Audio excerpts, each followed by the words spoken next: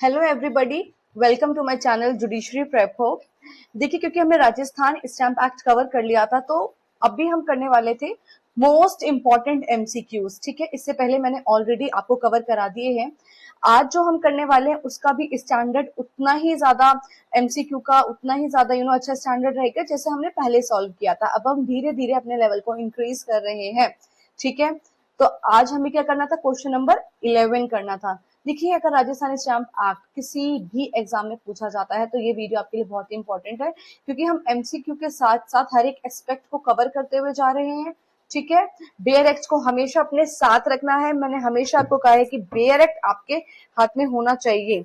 अगर नहीं है तो उठो और बेयर एक्ट लेकर आओ। ठीक है, अब देखिए स्टूडेंट्स, नेक्स्ट क्वेश्चन हमारा क्या कहता है, which of the following statements regarding section 3 is not correct. ध्यान से समझना इस वाले क्वेश्चन को। धारा 3 के संबंध में निम्नलिखित में से कौन सा कथन सही नहीं है। पहला, duty is chargeable on instrument mentioned in the schedule. अनुसूची में वर्णित लिखतों पर शुल्क लगता है। बी कह रहा है, an instrument executed outside Rajasthan relating to property situated in Rajasthan may be chargeable। Rajasthan के बाहर निष्पादित किंतु राजस्थान स्थित संपत्ति से संबंधित लिखत पर शुल्क योग्य हो सकता है। सी कहता है, एवरी इंस्ट्रूमेंट एग्जीक्यूटेड बाय और on behalf of government is exempt from stamp duty in all cases। D कहता है, certain instruments relating to ships are exempt from stamp duty। जहाजों से संबंधित कुछ लिखते स्टैम्प शुल्क से मुक्त होती हैं। अब अगर आपने सेक्शन 3 पढ़ा है तो आप इस क्वेश्चन के सही आंसर तक पहुंच सकते हैं, लेकिन मैं 100% कहती हूँ मोस्ट ऑफ द स्टूडेंट्स इसमें मिस्टेक करके आएंगे। जिसने अच्छी तरीके से पढ़ा है उनकी बात मैं नहीं कर रही हूँ, लेकिन जो सिर्फ ऐसे ही पढ़ के चले जाते हैं हेडिंग हेडिंग और बस इतना लिखा है, वो 100% गलत करके आएंगे। फिर मैम आपने तो ये पढ़ाया नहीं था। देखिए, एक एक चीज को मैं कवर करा रही हूँ, डिपेंड आप पर करता है कि आपने कौन सा पार्ट देखा है। इससे पहले जब मैंने आपको ये सेक्शन पढ़ाया तब भी बताया था, अब मैं एमसीक्यूज करा रही हूँ। काफी स्टूडेंट्स ऐसे होंगे जो ये सीरीज नहीं देख रहे होंगे, बस उन्होंने लेक्चर्स लिया और वो चले गए। मैं आपको बता रही हूँ, जब तक मैं एग्जाम आपका जेडीए जेलो 26 जुलाई को जो होने वाला है, तब तक जो भी अपलोड कर रही हूँ मैं यूट्यूब पर, हर एक पॉइंट आप समझिए, ये आपके ही बेनिफिट के लिए। देखो, मैं आपको एक बात बताती हूँ। सबसे पहले तो आप ये देखो कि कौन सा स्टेटमेंट ऐसा है जो बहुत ज्यादा रेस्ट्रिक्ट है। ठीक है, रेस्ट्रिक्शन क्रिएट कर रहा है। तो देखो, ये ए क्या है, duty is chargeable on instrument mention in the schedule. ये बात सही है। ठीक है, ये बात सही है, क्योंकि अगर आप सेक्शन 3 देखेंगे, तो सेक्शन 3 में इस बारे में बात की गई है। सेक्शन 3 बहुत बड़ा है। ठीक है, अब देखिए, एन इंस्ट्रूमेंट, ये भी बात की गई कि अगर कोई इंस्ट्रूमेंट राजस्थान के बाहर एग्जीक्यूट किया जाता है, लेकिन वो जिस डॉक्यूमेंट को एग्जीक्यूट किया गया है राजस्थान से बाहर, उस डॉक्यूमेंट में जिस प्रॉपर्टी की बात हुई है वो प्रॉपर्टी सिचुएट करते हैं राजस्थान में, तो भी फिर उस पर स्टैम्प ड्यूटी लग सकती है। सी कह रहा है, गवर्नमेंट का अगर कोई इंस्ट्रूमेंट गवर्नमेंट के बिहाफ पर या गवर्नमेंट द्वारा एग्जीक्यूट किया जा रहा है तो उसको स्टैम्प ड्यूटी देने की जरूरत नहीं है इन ऑल केसेस। मतलब पूरा 100% एग्जाम्पशन मिलता है क्या गवर्नमेंट को? ये गलत है। इसका आंसर है C, this is not correct. Government instruments are exempt only where the government itself would have been liable to pay the duty, not in every case। mark this words। ठीक है, ये बहुत ही इंपॉर्टेंट बात की गई है। ठीक है, अगर आप सेक्शन 3 देखेंगे तो उसमें ये बात लिखी गई है।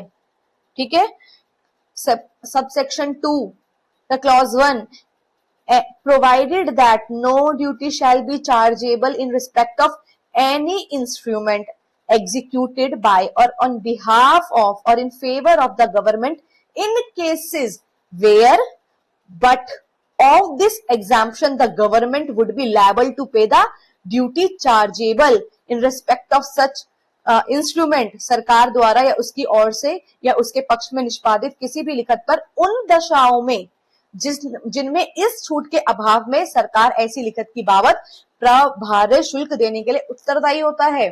ठीक है, तो क्या बात की गई है, सारे इंस्ट्रूमेंट नहीं, सिर्फ उन इंस्ट्रूमेंट जो है एग्जेम्प्ट होंगे, ठीक है, वो स्टैंप शुल्क से मुक्त होगा, जिसमें क्या होगा, सरकार क्या होगा, सरकार द्वारा जो सरकार है वो खुद लायबल होती ड्यूटी पे करने के लिए, सिर्फ उस केसेस में, नॉट इन ऑल केसेस। बाकी ये बात भी सही है। सर्टेन इंस्ट्रूमेंट्स, अब देखो ये जैसे वर्ड्स होते हैं ना, ये वर्ड्सों का खेल है। अब जैसे इसने लिखा सर्टेन इंस्ट्रूमेंट्स, तो ये आप पहुंच जाएंगे आंसर तक कि हाँ सर्टेन इंस्ट्रूमेंट की बात की गई, ठीक है, लेकिन इन ऑल केसेस आपने 100% रेस्ट्रिक्शन एग्जाम्पशन दे दिया। इस तरीके के वर्ड्स पर अगर आप समझने लगे ना, आपको क्वेश्चन सॉल्व करना आ जाएगा, ठीक है। और आप ये देखेंगे तो ये क्लॉज सेकंड में लिखा है, an instrument for the sale, transfer और अदर डिस्पोजिशन। इंस्ट्रूमेंट किससे रिलेटेड है, सेल से, ट्रांसफर से, अदर डिस्पोजिशन से, ईदर एब्सोल्युटली और बाय वे ऑफ मॉर्गेज और अदरवाइज ऑफ एनी शिप, ठीक है, किसका, शिप का या वेसल का, और एनी पार्ट, इंटरेस्ट, शेयर और प्रॉपर्टी ऑफ और इन शिप और vessel registered under the Merchant Shipping Act 1958 as amended by subsequent acts, no duty shall be chargeable। ठीक है, तो जहाजों से संबंधित जो कुछ लिखते हैं और वो कौन से इंस्ट्रूमेंट है, सेल के है, ट्रांसफर के है या फिर किसी और डिस्पोजिशन के हैं। ये क्वेश्चन एक सॉल्व किया है अभी हमने, 5 मिनट लग गए एक क्वेश्चन को सॉल्व करने में, लेकिन क्रिस्टल क्लैरिटी आ गई है। अब क्वेश्चन आप कभी गलत नहीं करेंगे। नेक्स्ट पर आ जाइए। Under section 5 where several instruments are employed to complete one transaction, the principal instrument shall bear। अब ये क्वेश्चन कह रहा है, धारा 5 के अनुसार यदि एक ही लेन देन पूर्ण करने के लिए अनेक लिखते प्रयुक्त हुई हैं, तो मुख्य लिखत पर लगेगा। जैसे कि मैंने आपको इससे पहले के जब क्वेश्चन सॉल्व कराए थे तब भी हमने ये बात की थी। ये सिंपल सी क्या बात कह रहा है कि एक ही लेन देन को पूर्ण करने के लिए बहुत सारी लिखतें प्रयुक्त हुई हैं। जैसे कि सेल डीड आपने बनाई है, तो जो सेल डीड है तो वो क्या है, वो बहुत सारे पेजेस में लिखी गई है, ठीक है, मैं आपको एग्जांपल बता रही हूँ। तो अब जो मुख्य लिखत है, जो अब सेल डीड तो बहुत सारे पेज में लिखी गई, लेकिन जो प्रिंसिपल पेज है उसका, ठीक है, जो मतलब प्रिंसिपल इंस्ट्रूमेंट है, उस पूरे इंस्ट्रूमेंट का जो प्रिंसिपल इंस्ट्रूमेंट है, उसी पर आपको जो है स्टैंप ड्यूटी लगेगी, ठीक है, क्या लगेगी, आपकी प्रिंसिपल इंस्ट्रूमेंट पर आपकी क्या लगेगी, स्टैंप ड्यूटी लगेगी। अब स्टैंप ड्यूटी आप कैसे देंगे, एवरेज देंगे, एवरेज ड्यूटी देंगे, औसत शुल्क जिसको बोलते हैं, या उस पर लोएस्ट ड्यूटी लगाएंगे, न्यूनतम शुल्क लगाएंगे, या फिर highest duty chargeable on any of the instrument. सभी लिखतों में दे उच्चतम शुल्क, मतलब जितने आपने सेल डीड से रिलेटेड जितने भी इंस्ट्रूमेंट आपने जो बनाया, उसमें जो सबसे ज्यादा हाईएस्ट होगा आप उसका प्रिंसिपल अमाउंट, जो प्रिंसिपल इंस्ट्रूमेंट है उस पर आप क्या करेंगे, या फिर हाईएस्ट ड्यूटी जो है वो पे करेंगे, या फिर नो ड्यूटी, कोई शुल्क नहीं लगेगा।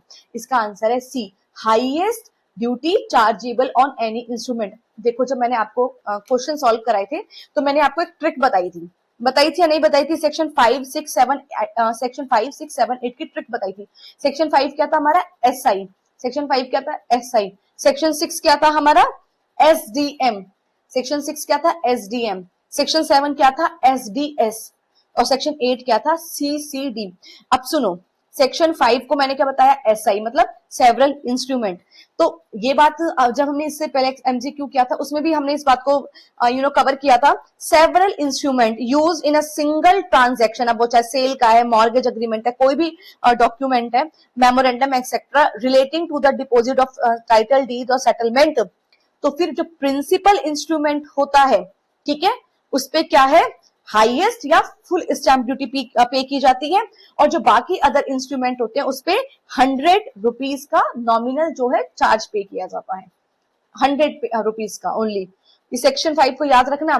तो वो कह रहा है principal instrument shall be, principal instrument पे क्या होगा, हाईएस्ट ड्यूटी चार्जेबल, ठीक है। और बाई चांस ऐसा क्वेश्चन आ जाए प्रिंसिपल इंस्ट्रूमेंट और बाकी के जो अदर इंस्ट्रूमेंट है फिर उस पे नॉमिनल, फिर चाहे वो स्टैंप ड्यूटी लिखा हो, चार्ज लिखा हो, 100 रुपीज लिखा हो, जो भी आपका बेस्ट आंसर आपको लगे फिर आपको टिक करना है, ठीक है।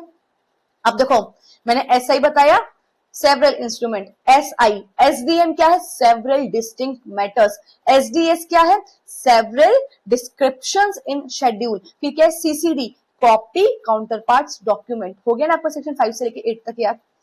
और देखो टाइम बेशक से ज्यादा लगेगा लेकिन कमांड बहुत अच्छी आएगी। Which of the following correctly distinguish section 5, 6 and 7, धारा 5, 6 एवं 7 का सही अंतर कौन सा है। इस अभी जब लास्ट वीडियो हमने जब एमसीक्यूज कवर कर रहे थे तो आपको पता है क्वेश्चन तब भी आया था और ये इंपॉर्टेंट है, इसलिए इसको आपको सॉल्व करना जरूरी है। और आपकी किस्मत अच्छी है क्योंकि मैंने आपको जस्ट अभी सेक्शन 5, 6, 7, 8 चारों का ट्रिक बताया था, SI, SDM, SDS। तो सेक्शन 5 क्या है हमारा, SI। तो देखो सेवरल इंस्ट्रूमेंट कहाँ लिखा है, तो 5 में लिखा है सेवरल इंस्ट्रूमेंट। फिर हमारा 6 क्या था, SDM, सेवरल डिस्टिंक्ट मैटर, कहाँ लिखा है, सेक्शन 6 में लिखा है। फिर 7 क्या था हमारा, SDS, several description in schedule, कहाँ लिखा है, A में। तो देखो देखा जाए तो ये बहुत ट्रिकी क्वेश्चन है, लेकिन अगर हम स्मार्ट अप्रोच के साथ पढ़ेंगे ना तो चीजें जो है धीरे धीरे हमें समझ आने लगेगी। ठीक है, तो इसका आंसर क्या है, A। काफी स्टूडेंट गलती करेंगे, डी पर जाएंगे, all deal with the same subject, no it is not correct. फिर है हमारा next question, question number 14, under section 8 an unstamped counterpart or duplicate may become admissible in evidence only when। अब देखो मैंने आपको अभी बताया था सेक्शन 5, 6, 7, 8 हमने क्या पढ़ा था, CCD, कॉपी और काउंटर पार्ट और डुप्लीकेट। ठीक है, तो अभी सेक्शन कह रहा है कि जो ये अनस्टैम्प्ड काउंटर पार्ट है या डुप्लीकेट है वो कब एडमिसिबल किया जाएगा एविडेंस में, कोर्ट कब इसको एविडेंस के रूप में एडमिट कर सकते हैं इस अनस्टैम्प्ड काउंटर पार्ट और डुप्लीकेट को, ये कब एडमिसिबल होगा।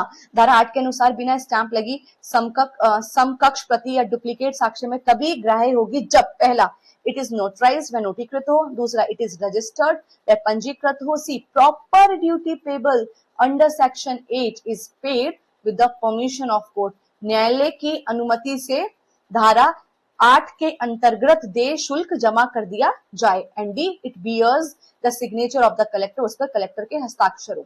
देखिए मैं आपको एक लाइन में बता देती हूँ, सेक्शन 8 ये कह रहा है अगर कोई ऐसा डॉक्यूमेंट इंस्ट्रूमेंट है जिस पर आपने स्टैम्प ड्यूटी पे नहीं की थी और आप उस डॉक्यूमेंट का काउंटर पार्ट डुप्लीकेट या कॉपी लेके पहुंच गए कोर्ट में, कोर्ट में पहुंच गए कि इसको एडमिट कर लिया जाए एज एन एविडेंस, तो कोर्ट कहेगा, क्या कहेंगे, जो वहां पे जज साहब बैठे वो क्या कहेंगे कि जो प्रॉपर ड्यूटी पे करनी है अंडर सेक्शन 8, ठीक है, आप उसको कोर्ट की परमिशन से पे कर दो, उसी के बाद इसको हम क्या करेंगे, एडमिट करेंगे। ये बहुत इंपॉर्टेंट पॉइंट है। Section 8, payment of duty on copies, counterparts और duplicates when that duty has not been paid on the principal or original document। तो जो आपका ओरिजिनल डॉक्यूमेंट है वो अनपेड है, ठीक है, तो आप उसकी जो कॉपी लाए हो उस पर आप फुल ड्यूटी पे कर दो। ठीक है, अगर पे नहीं करोगे तो आपका एविडेंस में इसको हम एडमिसिबल नहीं करेंगे कोर्ट के पास। अब देखो यहाँ पर स्टैंप कौन ले रहे हैं, ये जो स्टैंप ड्यूटी है यहाँ पर अब कौन ले रहे हैं कि कोर्ट के पास पावर है कि वो आपको परमिट कर देंगे और फिर पे कर देंगे स्टैंप, और फिर जो पर्सन है उसको क्या करना पड़ेगा, स्टैंप ड्यूटी को पे करना पड़ेगा, उसके बाद ये एविडेंस में एडमिट हो जाएगा। बहुत ही इंपॉर्टेंट पॉइंट है। ठीक है, नेक्स्ट क्वेश्चन, इसका आंसर सी है। The explanation to section 9 provides that government means the central government only in relation to, धारा 9 की व्याख्या के अनुसार सरकार का अर्थ केवल निम्न के संबंध में केंद्र सरकार है। जब आप सेक्शन 9 पढ़ेंगे तो सेक्शन 9 है वहां पर एक्सप्लेनेशन दी गई है गवर्नमेंट के बारे में। ठीक है, तो ये उसी से क्वेश्चन बन रहा है और आपको पता है क्वेश्चन कहीं से भी बन जाता है तो शायद यही क्वेश्चन बन जाए। ठीक है, तो जो सेक्शन 9 है जो कि बात करता है पावर टू रिड्यूस, रेमिट और कंपाउंड ड्यूटीज, स्टेट गवर्नमेंट के पास क्या पावर है कि स्टेट गवर्नमेंट अगर सेटिस्फाई हो जाता है और उसको लगता है कि ऐसा जरूरी है पब्लिक इंटरेस्ट में, तो वो मे बाय रूल और ऑर्डर क्या करेगा, ऑफिशियल गैजेट में पब्लिश करके रिड्यूस कर सकते हैं, रेमिट कर सकते हैं, क्या कर सकते हैं, रिड्यूस और रेमिट वेदर प्रोस्पेक्टिवली और रेट्रोस्पेक्टिवली। दो वर्ड अंडरलाइन दिस, दो ये underline this two words, prospectively और रेट्रोस्पेक्टिवली, ठीक है, in the whole or any part of the territories under its administration. The duties which which any instruments or any particular class of instruments or any of the instrument belonging to such class or any instrument when executed by or in favor of any particular class or person, ठीक है, तो क्या कहा गया, ऐसा state government कर सकते हैं।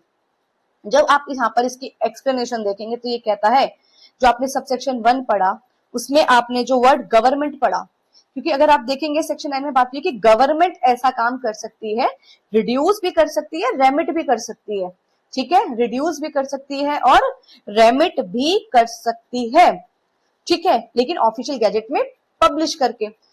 वही बात यहाँ पे की गई है कि गवर्नमेंट का मतलब कब होगा, सेंट्रल गवर्नमेंट कब होगा, in relation to stamp duty in respect of bill of exchange, cheques, promissory notes, bill of ladings, letters of credit, policies of insurance, transfer of shares, debentures, proxies and receipt chargeable to stamp duty under the Indian stamp act.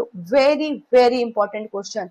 देखो government क्या कर रही है, stamp duty को remit और reduce कर सकती है, लेकिन अगर आपका जो डॉक्यूमेंट है वो, अगर जो आपकी स्टैम्प ड्यूटी है वो किससे रिलेटेड है, बिल ऑफ एक्सचेंज से, चेक से, प्रॉमिसरी नोट से, इन सब से, जिसमें क्या होता है, ये जो चार्जेबल किया जाता है इसको इंडियन स्टैम्प एक्ट के तहत। तो जब इंडियन स्टैम्प एक्ट के तहत स्टैम्प ड्यूटी पेबल हो रही है, उसमें रिड्यूस और आप रेमिट कर रहे हैं, तो गवर्नमेंट का मतलब सेंट्रल गवर्नमेंट होगा। Very important. अब आ जाइए इसके एमसीक्यू पर।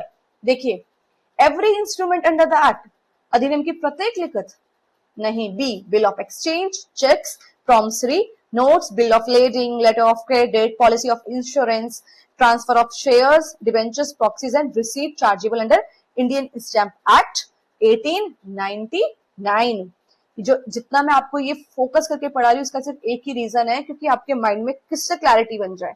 सी, इंश्योरेंस पॉलिसीज और डी, सेटलमेंट। अब देखिए यहाँ पर आपको अब कंफ्यूजन होगी, क्योंकि यहाँ पर लिखा है इंश्योरेंस पॉलिसीज, ठीक है, लेकिन आप इसमें कहा जाएंगे, बेस्ट आंसर की तरफ, bill of exchange, cheques and promissory notes. और आप एक और बात देखेंगे, under the Indian stamp act, तो यहां पर हम इसका क्या आंसर सही लगाएंगे, बी, बेस्ट आंसर पे जाएंगे। Which one of the following power is not conferred under section 10। देखिए जो सेक्शन 10 है हमारा किससे रिलेटेड है, duties how to be paid. अब ये जो ड्यूटीज है आप किस तरीके से पे कर सकते हैं, शुल्क कैसे दिए जाएंगे, इसके बारे में बात करता है। तो वो कहता है इसमें से कौन सी शक्ति नहीं दी गई है, ठीक है। देखिए धारा 10 के अंतर्गत निम्न में से कौन सी शक्ति प्रदान नहीं की गई है, prescribing description of stamp, prescribing description of stamp, स्टैंपों का प्रकार निर्धारित करना। B, prescribing the size of paper for bill of exchange, विनिमय पत्र के कागज का आकार निर्धारित करना। C, authorising use of franking machine, franking machine के उपयोग की अनुमति देना। D, determining market value of property, संपत्ति का बाजार मूल्य निर्धारण करना। इसका आंसर आपने देख लिया है, ठीक है, तो इसका आंसर है डी। तब मार्केट वैल्यू प्रॉपर्टी की क्या होगी, इसको डिटरमाइन करने की पावर सेक्शन 10 में कन्फर्म नहीं की गई है। पता है आपको सेक्शन 10 क्या बात करता है कि ड्यूटीज कैसे पे की जाएगी, तो इसमें जो इंस्पेक्टर जनरल ऑफ स्टैम्प है, इंस्पेक्टर जनरल ऑफ स्टैम्प में subject to such condition as he may deem fit to impose authorise use of franking machine, यहाँ पे इसकी बात की गई है, ठीक है, ऑथराइज कर सकते हैं यूज ऑफ फ्रैंकिंग मशीन। और क्या बात की गई है, according to the provision, no provision is applicable, the state government may by rule direct description of stamps, ठीक है। ये जो प्रिस्क्राइबिंग डिस्क्रिप्शन ऑफ स्टैम्प, ये कहाँ दिया गया है, आप अगर आप देखेंगे तो सबसेक्शन 2 में the rule made under subsection 1 में अमंग अदर मैटर रेगुलेट, क्या रेगुलेट कर रहे हैं कि डिस्क्रिप्शन क्या होगा स्टैंप का, ठीक है, नंबर ऑफ स्टैंप, इसकी भी बात की गई है, ठीक है। In the case of bill of exchange और promissory note the size of paper, ठीक है, तो इन सब की बात की गई है।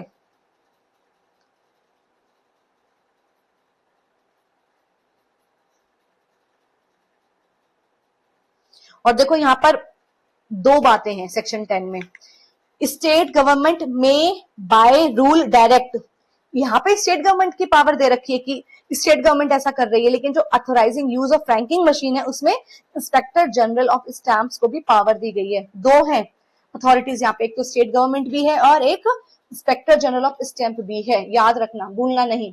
The inspector general of stamp may authorise the use of franking machine only. अब ये क्वेश्चन बहुत ही ज्यादा इंपॉर्टेंट है क्योंकि यहां तक तो चलो समझ आ जाता है, इसका आंसर बताओ।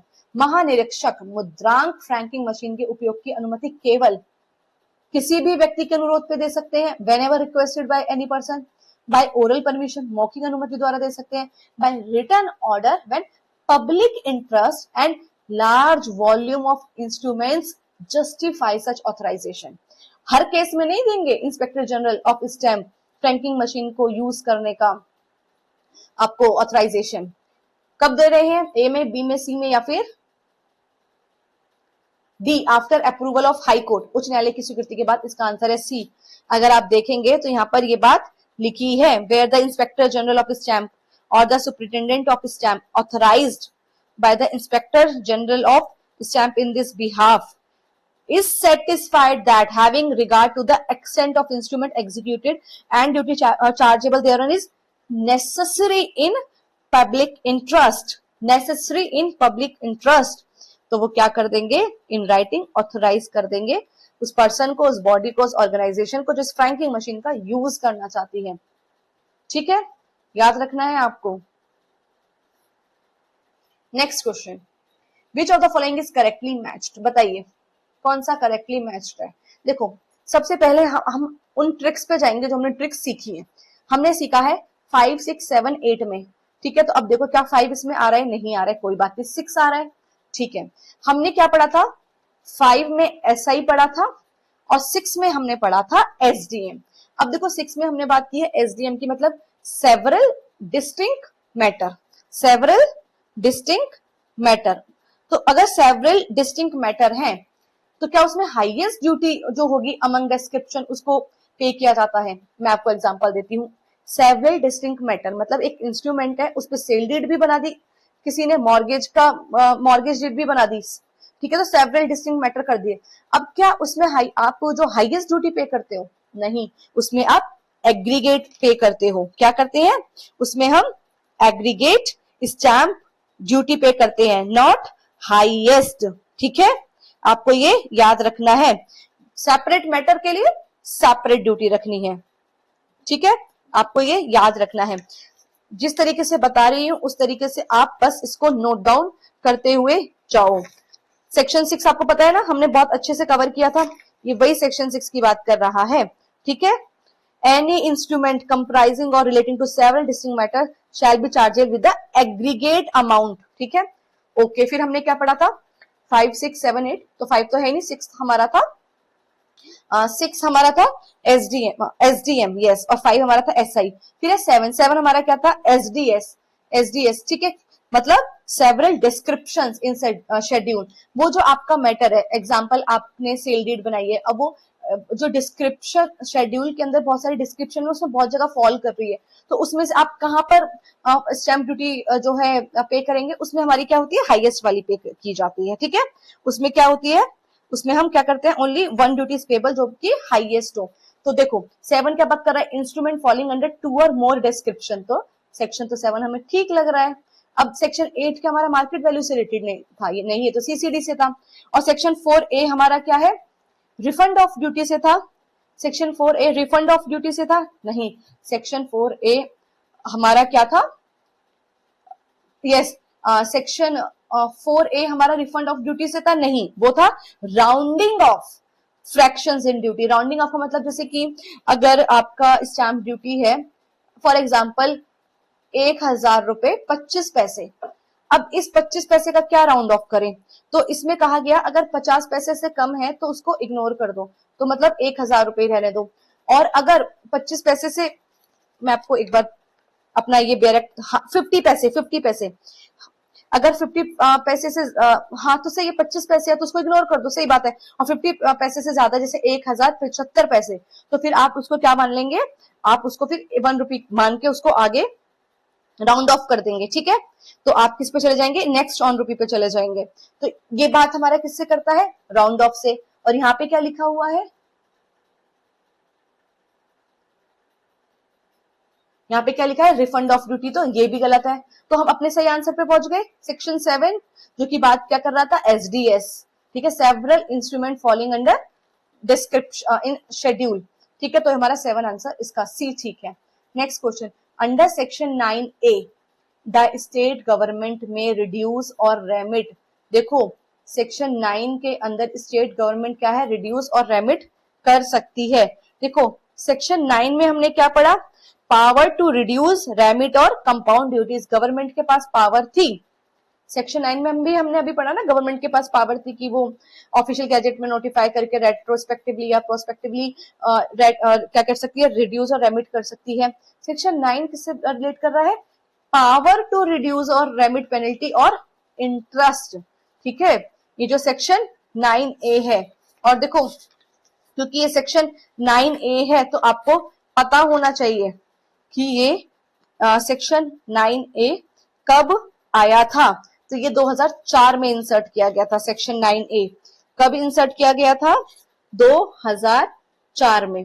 ये बात करता है हमारा स्टेट गवर्नमेंट के बारे में। क्या बात करता है ये, स्टेट गवर्नमेंट के बारे में। बहुत ही छोटा सा सेक्शन है, क्या कि स्टेट गवर्नमेंट रिड्यूस और रेमिट कर सकती है सिर्फ स्टाम्प ड्यूटी ओनली, केवल स्टाम्प शुल्क को, या फिर रजिस्ट्रेशन फी ओनली, केवल पंजीयन शुल्क को, या फिर पेनल्टी और इंटरेस्ट और बोथ, दंड या ब्याज या दोनों, दी मार्केट वैल्यू, बाजार मूल्य को।